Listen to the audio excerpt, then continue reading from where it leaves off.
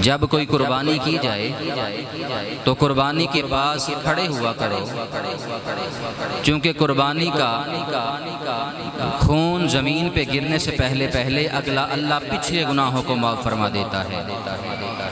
نبی کریم علیہ السلام کی بارگاہ عالیہ کے اندر عرض کی گئی، یا رسول اللہ صلی اللہ علیہ وسلم، کیا یہ اہل بیت کے لیے ہی خاص ہے کہ قربانی کا جانور جو ہے اس کا خون زمین پہ گرنے سے پہلے اللہ کریم گناہوں کو معاف فرما دیتا ہے؟ میرے پاک آقا ارشاد فرماتے ہیں نہیں، بلکہ میری امت کے لیے بھی یہ عمل خاص ہے، یہ بھی ہے۔ اس لیے کوشش کرنی چاہیے کہ جب بھی قربانی کی جائے آپ قربانی کے جانور کے قریب ہوں، کیونکہ وہ مقبولیت کا وقت ہوتا ہے اللہ کی بارگاہ میں، اور اچھی نیت کے ساتھ جو ہے وہ قربانی کی جائے۔ اے میرے عزیز، قربانی کرنا ہر مسلمان صاحب نصاب پہ واجب ہے۔ نبی کریم علیہ السلام کا ارشاد پاک ہے، میرے کریم آقا ارشاد فرماتے ہیں کہ جو بندہ اللہ نے اس کو استطاعت دی، اللہ نے اس کو قربانی کی طاقت دی، پھر بھی وہ قربانی نہیں کرتا، وہ ہمارے ساتھ نماز پڑھنے، عید کی نماز پڑھنے نہ آئے، وہ ہمارے ساتھ نماز پڑھنے نہ آئے جس نے قربانی کی طاقت ہونے کے باوجود، استطاعت ہونے کے باوجود قربانی نہ کی۔ قربانی جو ہے وہ ہر مسلمان پر اور صاحب نصاب اس پہ واجب ہے۔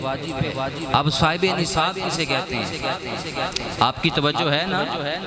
صاحب نصاب کسے کہتے ہیں؟ صاحب نصاب وہ بندہ ہے جو 52.5 تولے چاندی یا 7.5 تولے سونا جس کے پاس ہو، یا اتنی مالیت اس کی خریدنے کی اس کے پاس ہو، یا اس کا اتنا مالی تجارت ہو، ضرور اصلیہ کے علاوہ اتنا مال اس کے پاس موجود ہو، اسے مالک نصاب کہا جاتا ہے، اسے صاحب نصاب کہا جاتا ہے۔ اس پہ قربانی جو ہے وہ کرنا واجب ہے۔ اور قربانی کا جو جانور ہے خریدنے سے پہلے اس کا علم حاصل کر لینا چاہیے کہ قربانی کا جانور خریدیں تو کس طرح کا ہو۔ اے میرے عزیز، قربانی کا جانور ہر عیب سے پاک ہونا چاہیے، ہر عیب سے قربانی کا جانور پاک ہونا چاہیے۔ تھوڑا سا عیب قربانی کے جانور میں ہو وہ مکروہ ہے، اور اگر ایسا عیب ہو جیسا کہ جانور لنگڑا ہو، اس کا لنگڑا پن ظاہر ہوتا ہو، یا جانور جو ہے وہ کانا ہو، یا جانور اندھا ہو، یا اتنا کمزور ہو کہ چل کے اپنی قربان گاہ تک بھی نہ جا سکے، ایسی جانور کی قربانی کرنا جائز نہیں ہے۔ ایسے جانور کی قربانی کرنا جائز نہیں۔ جانور جو ہے وہ ہر عیب سے پاک ہو، خوبصورت دکھتا ہو، اور ایسا جانور جس کے کان تہائی سے زیادہ کٹے ہوں، یا اس کا تھن یا اس کا سینگ جو ہے جڑ تک اس کا سینگ پھوٹا ہوا ہو، ایسے جانور کی قربانی کرنا بھی جائز نہیں ہے، ایسے جانور کی قربانی نہیں ہوگی۔ ایسا جانور، ایک بندہ جانور خرید کے لے کے آیا، اور جب خرید کے لے کے آیا تو اس میں کوئی کسی قسم کا عیب نہیں تھا، بالکل جانور وہ ٹھیک تھا، کسی قسم کا اس کے اندر عیب موجود نہیں تھا۔ اب جب اس کے پاس آ گیا جس میں قربانی کرنی تھی تو اس میں کوئی عیب پیدا ہو گیا، ٹانگ ٹوٹ گئی، آنکھ ضائع ہو گئی، ایسا عیب جس سے قربانی نہیں ہوتی، ایسا عیب اس پہ اس کے جو ہے جانور کو لائق ہو گیا، تو ایسا جو غنی ہے، اب جس میں اتنی طاقت ہے کہ اسے بیچ کے وہ اور جو ہے جانور لے سکے، اس کے لیے ایسے جانور کی قربانی کرنا جائز نہیں ہے۔ جو فقیر ہے وہ ایسے جانور کی قربانی اگر کر دے، جب لے کے آیا تو ٹھیک تھا، لیکن اب اس کے پاس اتنی طاقت نہیں کہ وہ نیا جانور خرید سکے، تو اب وہ کیا کرے گا؟ اسی جانور کی قربانی کرے گا۔ اللہ کریم اس کی جانور کی قربانی کو قبول کرنے والا ہے۔ جانور لے کے آیا، جانور گم گیا، یا چوری ہو گیا، تو اگر بندہ غنی ہے، مالدار ہے، تو اسے چاہیے کہ دوسرا جانور خرید کے اللہ کی راہ میں قربان کرے۔ اگر وہ مال کے نصاب نہیں رہا تو آپ اس پہ قربانی واجب نہیں۔ ایسا جانور جو گم گیا، اب وہ مال کے نصاب ہے، وہ ایک اور جانور بھی لے آیا، تو جانور گما تھا وہ بھی مل گیا، تو اب ان میں سے وہ ایک جانور کی قربانی کرے گا، دونوں کی نہیں کرے گا۔ سمجھ شریف آپ کو آ گئی؟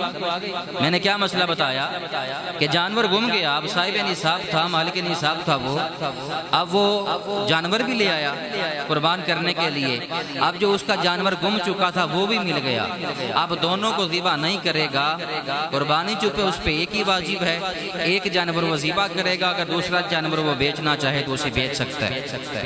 اگر ایسا بندہ جو قربانی کا جانور لے کے آیا وہ گم گیا یا وہ چوری ہو گیا، اب اس کے پاس اتنی طاقت نہیں ہے کہ وہ جانور دوبارہ خرید سکے، تو آپ اس پہ قربانی بھی واجب نہیں ہے۔ اگر وہ جانور بالفرض مل بھی جاتا ہے تو چونکہ اب بھی وہ صاحب نصاب نہیں ہے، قربانی اس پہ واجب نہیں ہوگی۔ اگر وہ نفلی قربانی کرنا چاہے تو کر سکتا ہے، اس میں کوئی حرج نہیں ہے۔ اور ایسا جانور جو آپ نے قربانی کی نیت سے خریدا اور نیت کر لی کہ میں اس جانور کو قربان کروں گا، اب اس سے کسی قسم کا فائدہ لینا جائز نہیں ہے۔ اگر اس کا وہ جانور دودھ دیتا ہے تو آپ کی نیت یہ ہے میں اسے قربان کروں گا، تو اب آپ اس سے فائدہ نہیں اٹھا سکتے۔ ٹھنڈا پانی پھینک کے اس کے تھنوں کو خشک کریں، اگر وہ خشک نہیں ہوتا، جو دودھ دھویا جائے، جو دودھ نکالا جائے، اسے اللہ کی راہ میں صدقہ کر دیا جائے، اسے استعمال کرنے کی اجازت نہیں ہے۔ قربانی کے جانور سے کام لینا، قربانی کے جانور پہ بوجھ لادنا جائز یہ نہیں ہوگا۔ اور آپ جانور لے آئے قربانی کا، آپ کو بعد میں پتا چلا کہ یہ جانور تو حامل ہے، اس جانور کو تو حمل ہے، تو اس جانور کی قربانی تو جائز ہے، بہتر ہے کہ تبدیل کر لیا جائے۔ حمل والے جانور کی قربانی جائز ہوگی، لیکن اس کے لیے بہتر یہ ہوگا کہ اسے تبدیل کر لیا جائے، چونکہ حمل کی وجہ سے ذرا کمزوری آ جاتی ہے، تو لہذا قربانی تو جائز ہوگی لیکن اسے تبدیل کر لیا جائے تو زیادہ بہتر ہے۔ اور ایسا جانور جس کے حمل تھا، قربانی کے نیت سے لیا آپ نے، اگر اس نے بچہ جن دیا، اس بچے کو بھی ذبح کرنا ضروری ہے۔ اگر اس نے بچہ جن دیا تو اس بچے کی ذبح کرنا ضروری ہے۔ اگر کسی نے ذبح نہیں کیا، مسئلے کا بعد میں پتہ چلا، اب وہ اپنے لیے استعمال نہیں کر سکتا، بلکہ اس جانور کو کیا کرنا پڑے گا، اس بچے کو صدقہ کرنا پڑے گا، لہذا وہ خود بھی نہیں کھا سکتا اور اگلے سال اس کی قربانی بھی نہیں دے سکتا، اسے وہ صدقہ کرنا اس کے لیے لازمی ہوگا۔ جانور ذبح کرتے وقت اس چیز کا خیال رکھنا چاہیے کہ جانور ذبح کرنے والا بندہ بد مذہب نہ ہو، کافر نہ ہو، مشرک نہ ہو۔ اگر کسی کافر نے یا مشرک نے یا کسی بد مذہب نے آپ کے جانور کو ذبح کیا تو ساتوں بندوں میں سے 7 حصے ہوتے ہیں ایک بڑے جانور میں، تو کسی کی بھی قربانی نہیں ہوگی۔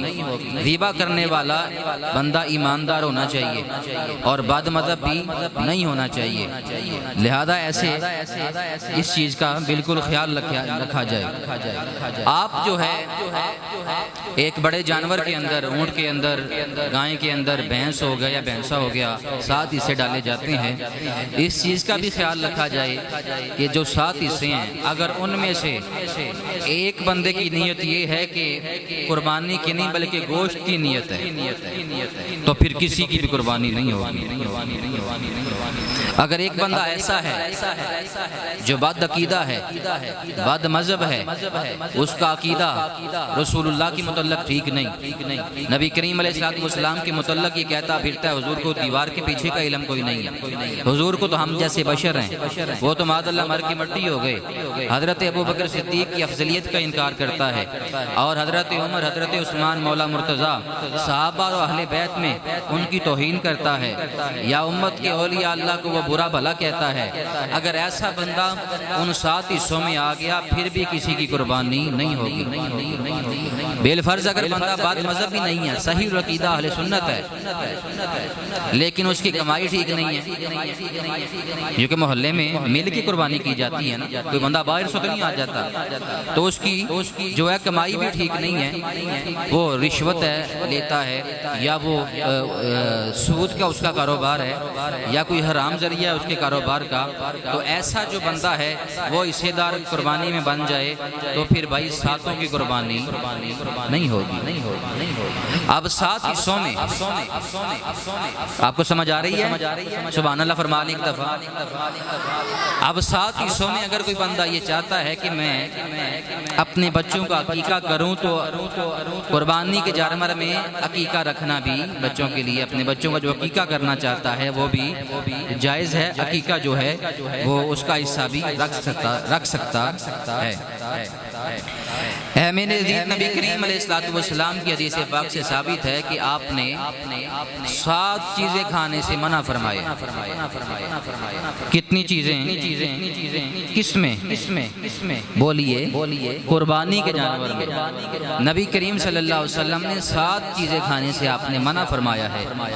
بہتا ہوا جو خون ہے، جب جانور ذبح کیا جاتا ہے جو بہتا ہوا خون ہے وہ حرام ہے، لہذا مکروہ تحریمی علماء نے فرمایا ہے وہ اس کا استعمال جائز نہیں ہے، اور مادہ کی شرمگاہ اور خصیتین جس سے ہم کپورے بھی کہتے ہیں، اردو میں سے ٹک ٹک کہہ دیتے ہیں، تو لہذا کپورے کھانا یہ بھی جائز نہیں ہے، مکروہ تحریمی، اور پھر غدود یہ بھی مکروہ تحریمی ہے، اور نر جانور کی شرمگاہ، مسانہ اور پیتا، یہ 7 چیزیں ایسی ہیں جو کھانا کیا ہے مکروہ تحریمی ہے، ان کا کھانا جائز نہیں ہے۔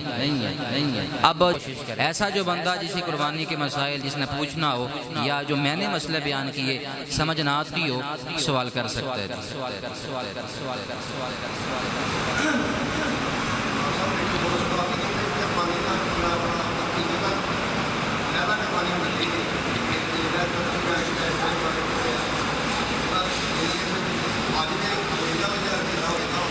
جی کوئی حرج نہیں ہے، جو کہ عقیقہ کرنا یہ سنت ہے، ٹھیک ہے، اور اگر کوئی دوست قربانی کے جانور میں عقیقے کا حصہ ڈالتا ہے تو جائز ہے، بالکل مباح ہے، ٹھیک ہے، منع نہیں ہے، جائز ہے۔